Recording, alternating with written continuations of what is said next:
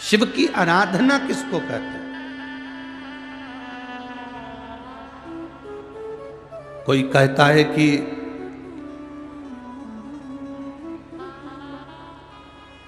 क्यों भटक रहे हो, क्यों जा रहे हो यहां वहां। हम कहते हैं तुम भटको भी मत, कहीं मत जाओ।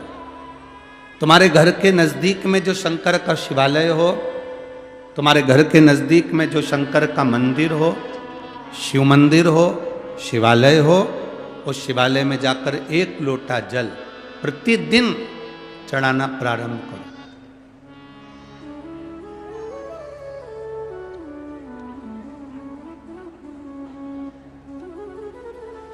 जो प्रतिदिन भगवान शंकर के मंदिर में एक लोटा जल समर्पित करता है, उसका हाथ महादेव पकड़ लेता है, फिर ऐसे ही नहीं छोड़ता, उसको मंजिल तक पहुंचाकर छोड़ता है।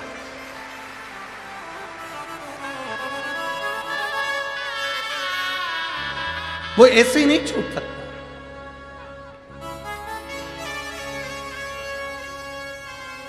आपने अगर उस पर भरोसा करा है,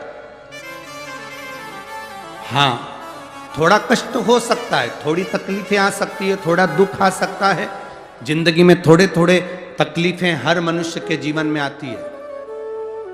कोई संत, कोई साधु, कोई गुरु, कोई ब्राह्मण, कोई बहुत बहुत बड़ा महाराज भी अगर तुमको कह दे कि उसकी जिंदगी में दुख नहीं है, तो समझ लेना कि झूठ बोल रहा।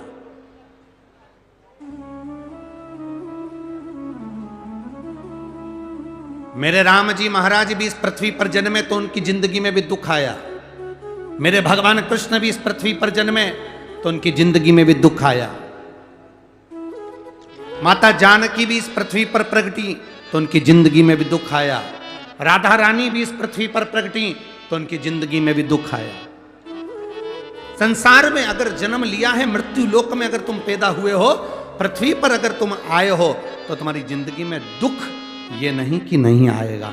हमारे पूर्व के कर्म के अनुसार हमारी जिंदगी में दुख, हमारी जिंदगी में तकलीफें आती है, पर वो दुख मिटेगा कैसे?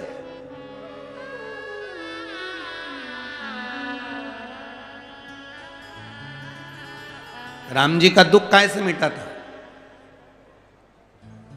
राम पथ गमन में जहां जहां चलकर देखो, चलो आपके पास में है पंचवटी, आपके पास में नासिक लगा हुआ है, पंचवटी लगी हुई। ये कथा 19 तारीख को पूर्ण हो जाएगी। 21 तारीख को नासिक में माता गोदावरी के तट पर पंचवटी में 5 दिवसीय कार्तिक महीने में कथा लोगों को श्रवण करने के लिए भक्तों को मिल जाएगी। आपके नजदीक में लगी है पंचवटी, चलो जाओ। जितने राम जी महाराज अयोध्या से लंका तक गए, उसके बीच में जितने राम जी के मंदिर नहीं है, उससे अधिक शंकर जी के मंदिर हैं। उसका कारण केवल एक है, राम जी जहां रुकते थे वहां शंकर भगवान के शिवलिंग की स्थापना करते थे, पूजन करते थे, और वहां से फिर आगे बढ़ते थे, फिर आगे बढ़ते थे, फिर आगे बढ़ते थे। बिना शंकर की आराधना के, बिना शंकर भगवान को एक लोटा जल चढ़ाए बिना मेरे राम जी महाराज आगे बढ़ते ही नहीं थे। भगवान कृष्ण के जीवन का चरित्र उठाकर देखो, मेरे ठाकुर जी का नियम था, एक लोटा जल चढ़ाए बिना कृष्ण आगे बढ़ते नहीं थे। श्री दशरथ जी महाराज के जीवन चरित्र को उठाकर देखिए, सूर्य नारायण भगवान को जल और शंकर भगवान को जल चढ़ाए बिना दशरथ जी महाराज आगे बढ़ते नहीं थे। श्री जनक जी महाराज के चरित्र को उठाकर देखिए, एक लोटा जल चढ़ाए बिना जनक जी महाराज अपनी सभा में नहीं जाते थे।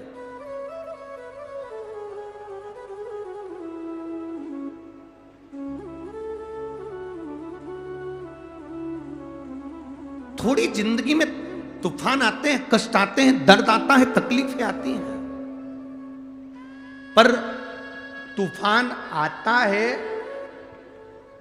तो पता चलता है ना कि मजबूती कितनी है। अभी पता चला, चला कि नहीं चला? अरे बोलो तो जम के। पता चला ना कि मजबूती कितनी है। ये हवा चलती है, तूफान आता है, तब पता चलता है मजबूती कितनी है। उसी तरह दूसरे धर्म के लोग तुम्हें डिगाने के लिए आगे बढ़ते हैं, पर तुम्हारे भीतर का सनातन धर्म दिखा देता है कि मजबूती कितनी।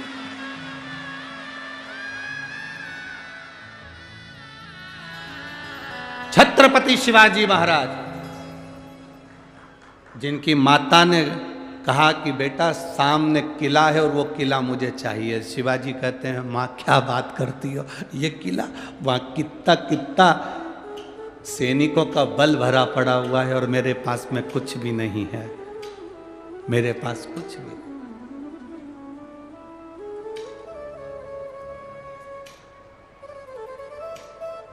जीजाबाई के शब्द जब श्रवण किए, छत्रपति शिवाजी महाराज को छत्रपति का संबोधन स्वयं उनकी माता ने दिया है, स्वयं उनकी माता ने।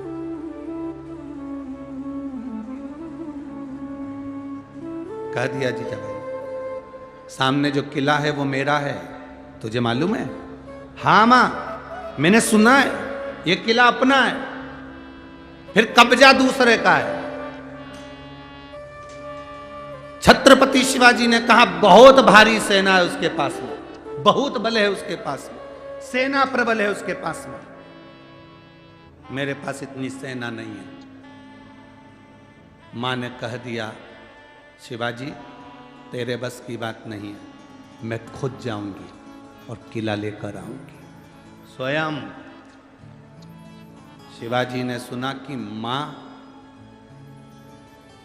स्वयं किला लेने के लिए जा रही है, स्वयं किला। मां